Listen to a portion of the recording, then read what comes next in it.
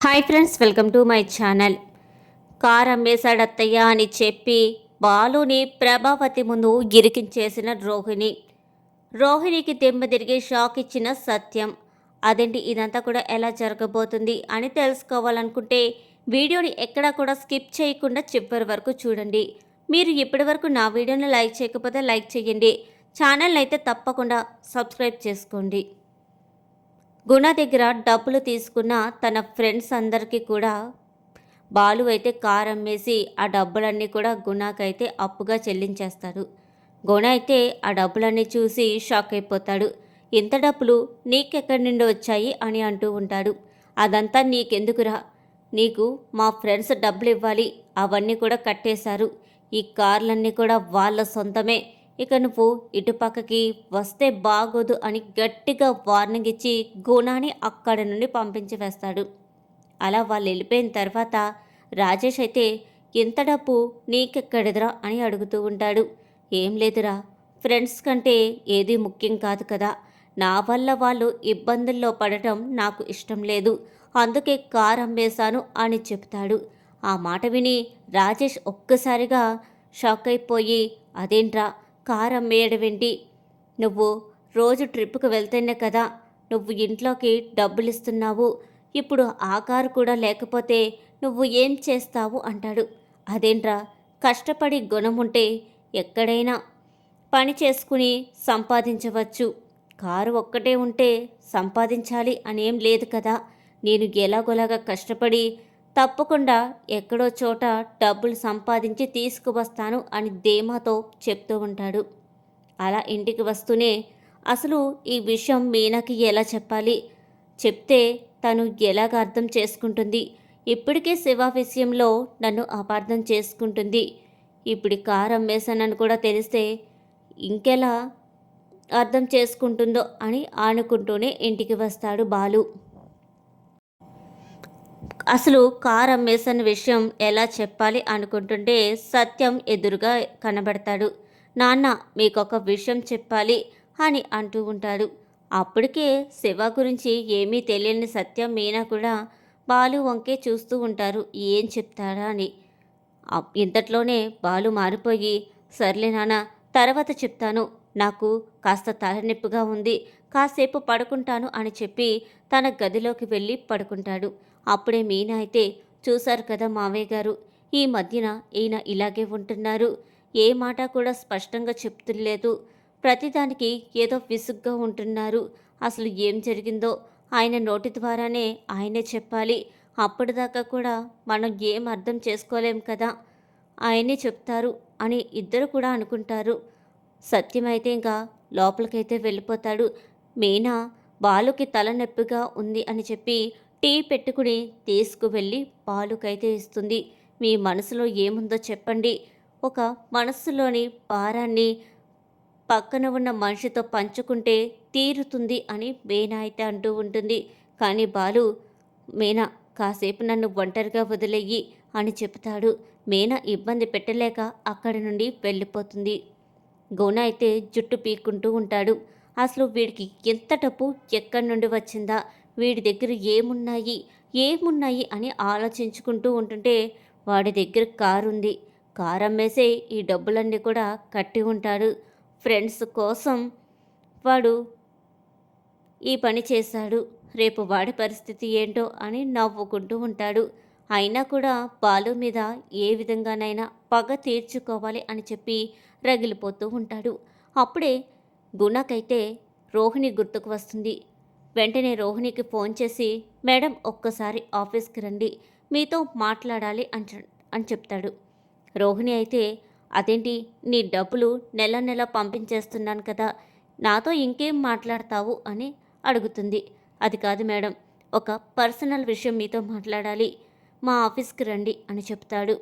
రోహిణి అయితే సరే వస్తాను అని చెప్పి గుణ ఆఫీస్కి అయితే వస్తుంది. మీకు ఒక బంపర్ ఆఫర్ ఇస్తున్నాను, మీరు నాకు ఒక చిన్న సహాయం చేసి పెట్టారంటే మీ బాకీ మొత్తం కొట్టేస్తాను, మీరు వడ్డీ కాదు కదా, అసలు కూడా ఒక్క రూపాయి నాకు ఇవ్వనవసరం లేదు అని చెప్పంగానే రోహిణి పొంగిపోతూ ఇంకా తనలో తానే చాలా ఆనందపడిపోతూ బయటికి ఏమీ తెలియనట్టుగా ఏంటి ఏం చెయ్యాలి చెప్పండి మీరు ఏం పని చెప్పినా కూడా నేను చేసేస్తాను అని అంటూ ఉంటుంది. సరే మీరు ఒక నాకు చిన్న సహాయం చేయాలి. అదే మీ ఇంట్లో బాలు ఉంటాడు కదా, వాడు నీ ఇంట్లో నుండి వెళ్ళగొట్టాలి. ఆడి ఇంట్లో నుండి వెళ్ళిపోతే నేను చాలా ఆనందపడిపోతాను అని చెప్తాడు. అయినా బాలుతో నీకు గొడవేంటి గుణ అని అడుగుతూ ఉంటాడు. అదేంటి అవన్నీ నీకు అనవసరం. నేను చెప్పిన పని మీరు చెయ్యండి. మీరివ్వాల్సిన డబ్బులు నేను కొట్టేస్తాను అని చెప్తాడు. వెంటనే రోహిణి అయితే దానికైతే ఒప్పుకుంటుంది. కానీ ఇప్పుడు నా దగ్గర ఏం ప్లాను లేదు. బాలుతో మామూలుగా ఉండదు. కాలికేస్తే వేలికేస్తాడు, వేలికేస్తే కాలికి వేస్తాడు. మామూలోడు కాదు ఆ బాలు అని చెప్పంగానే నేనొక క్లూ ఇస్తాను. ఆ క్లూతో మీరు అల్లుకుపోండి అని చెప్పి బాలు దగ్గర కారు ఉంది కదా, ఆ కారు అమ్మేశాడు అని చెప్తాడు. ఆ మాటకి ఇక రోహిణికి దొరికింది ఛాన్స్ అని చెప్పి అవును ఈ ఒక్క విషయం చాలు బాలుని ఇంట్లో నుండి గెంటేయడానికి. మా అత్తగారికి కానీ చెప్పానంటే బాలుని ఆన్ ది స్పాట్లో బయటికి గెంటేస్తుంది అని అనుకుంటూనే ఇంటికైతే వచ్చేస్తుంది. అత్తయ్య అత్తయ్య అని పిలుస్తుంది. అప్పుడే ప్రభావతి ఏంటమ్మా రోహిణి ఇవాళేంటి తొందరగా వచ్చేసావు అని అడుగుతూ ఉంటుంది. అది కాదత్తయ్య మీకొక విషయం చెప్పాలి. అదేంటంటే బాలు కారం వేశాడు.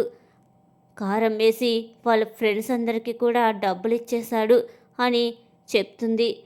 ఆ మాటకి ప్రభావతి అదేంటి నువ్వేమైనా కలగన్నావా ఏంటి, బాలు కారం వేయడమేంటి, డబ్బులు ఇవ్వడమేంటి అని చెప్పంగానే లేదు ఇదంతా కూడా నిజంగానే జరిగింది.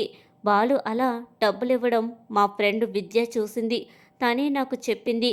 కావాలంటే బాలునే పిలిపించి అడగండి, నిజమేంటో మీకే తెలుస్తుంది అని చెప్తూ ఉంటుంది. అప్పుడే ప్రభావతి రే బాలు ఇలారా అని గట్టిగా కేకలు వేస్తూ ఉంటుంది. పడుకున్న బాలు వెంటనే నిద్రలేచి హాల్లోకైతే వస్తాడు. ప్రభావతి వెంటనే బాలు దగ్గరికి వచ్చి రేయ్ ఎందుకురా కారు అమ్మేశావు అని నిలదీస్తూ ఉంటుంది. ఈ విషయం నీకెలా తెలుసమ్మా అని బాలు అయితే అంటాడు. నువ్వు చెప్పకపోతే నాకేమీ తెలీదని అనుకుంటున్నావా? మా ఇంటి పత్రాలు తాకట్టు పెట్టి మరీ నీకు డబ్బులిచ్చాను కదరా, నువ్వు ఏదోలాగా బాగుపడతావని చెప్పి అని నిలదీస్తూ ఉంటుంది. సత్యమైతే ఏంట్రా బాలు అసలు ఏం జరిగింది, ఏంటి నువ్వు ఈ మధ్యన ఇలా ప్రవర్తిస్తున్నావు, కారు అమ్మేయడమేంట్రా అని అంటాడు. నిజమే నాన్న, నేను కారు అమ్మేశాను. నా ఫ్రెండ్స్ గురించి అమ్మేశాను. ఎందుకంటే గుణాకి నాకు చిన్నపాటి గొడవ జరిగింది. అది మనసులో పెట్టుకుని ఆ గుణ నా ఫ్రెండ్స్ అందరి దగ్గర డబ్బులు ఒక్కసారిగా ఇచ్చేయమన్నాడు. వాళ్ళందరూ కూడా కష్టజీవులే. ఒకరోజు పనికి వెళ్తే ఇంకొక రోజు పస్తుంటారు. అలాంటి వారు ఒక్కసారిగా డబ్బులు తీసుకురావాలంటే ఎలా తీసుకువస్తారు? అది నా వల్లే జరిగింది. నా మీద పగతోనే వాడు ఇలా చేశాడు. అందుకే కారు అమ్మేసి డబ్బులన్నీ కూడా ఇచ్చేశాను. ఇక పని అంటావా, నేను ఏదో ఒక పని తప్పకుండా చేసి మళ్ళీ నా కారుని నేను సంపాదించుకుంటాను అని ధీమాగా చెప్తాడు. అయినా కూడా ప్రభావతి అసలు ఇక వినిపించుకోకుండా బాలుని అంటూనే ఉంటుంది. అప్పుడే కొంచెం ఏదో విధంగా పెద్ద గొడవ చెయ్యాలి, బాలుని ఇంటి నుండి పంపించి వెయ్యాలి అని చెప్పి రోహిణి అయితే చూశారు కదా అత్తయ్య గారు, మీరిచ్చిన డబ్బులకి అసలు విలువ లేకుండానే పోయింది.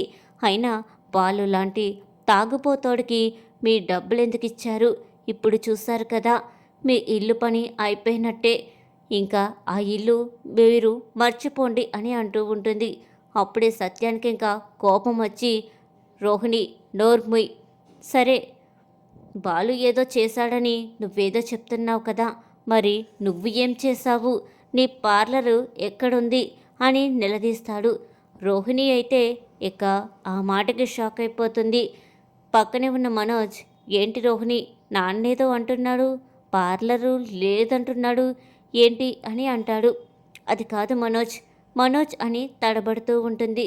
ప్రభావతి ఏంటి రోహిణి అసలు పార్లర్ నిజంగానే ఉందా లేదా అని అంటుంది. వీళ్ళందరూ కూడా అలా అడిగేసరికి రోహిణికి ఏం సమాధానం చెప్పాలో అర్థం కాక టెన్షన్ పడిపోతూ ఉంటుంది. రోహిణి ఏం చెప్తుందిలే, నేనే చెప్తాను నిజమంతా అని సత్యమైతే అసలు అక్కడ పార్లర్ ఎప్పుడో అమ్మేసింది.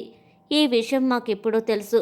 కానీ బాలు నేను ఇంట్లో గొడవలు జరగకూడదు అని చెప్పి ఇప్పటి వరకు కూడా ఆ విషయాన్ని ఎవ్వరికీ చెప్పలేదు. ఇన్ని చేసిన రోహిణి బాలుని ఇరికించాలని చూస్తే నేనెందుకు ఊరుకుంటాను? ముందు పార్లర్ సంగతి తేల్చి రోహిణి అని గట్టిగా వార్నింగ్ ఇస్తాడు సత్యం. ప్రభావతి రోహిణి చంప పగలగొట్టి, ఏంటి రోహిణి, నువ్వు కూడా ఇంత ద్రోహం చేస్తావా? ఆ బాలుగాడంటే ఏదో విధంగా కష్టపడైనా తెస్తాడు. మరి నువ్వు ఇంత మోసం చేయడానికి నేనేం చేశాను? నిన్ను నా కన్న కూతురు కంటే ఎక్కువగా చూసుకుంటున్నాను కదా అని చెప్పంగానే అప్పుడే ఇక రోహిణి నిజమంతా కూడా చెప్పేస్తుంది. నిజమే అత్తయ్య, నేను అసలు డబ్బున్న దాన్నే కాదు. ఆ విషయం మీకు తెలిస్తే మీరు ఇంట్లో నుండి వెళ్ళగొడతారని చెప్పి ఇప్పటి వరకు అవన్నీ కూడా నాటకాలు వేస్తున్నాను. పార్లర్ కూడా ఎప్పుడూ అమ్మేశాను. ఆ గుణ దగ్గర నేను డబ్బులు తీసుకుంటున్నాను. గుణ ఈ విధంగా చెప్పాడు. బాలుని ఇంట్లో నుండి వెళ్ళగొడితే నా డబ్బులన్నీ కూడా రద్దు చేస్తానని చెప్పాడు. అందుకే ఇదంతా కూడా చేయాల్సి వచ్చింది అని అంటుంది. ఇక రోహిణి చేసిన మోసానికి ప్రభావతి ఇక్కడ నుండి వెళ్ళిపో అని చెప్పి ఇంట్లో నుండి బయటకైతే గెంటేస్తుంది. మనోజ్ అయితే ఎప్పుడైతే రోహిణికి డబ్బు లేదని అర్థమైపోయిందో రోహిణి ముందే తలుపైతే వేసేస్తాడు. ఈ విధంగా రోహిణి బాలుని ఏది ఇరికించాలని అనుకుని చివరికి తానే ఇరుక్కుపోతుంది. ఈ వీడియో మీకు నచ్చిందా? అయితే లైక్ చేయండి. ఛానల్ని అయితే తప్పకుండా సబ్స్క్రైబ్ చేసుకోండి.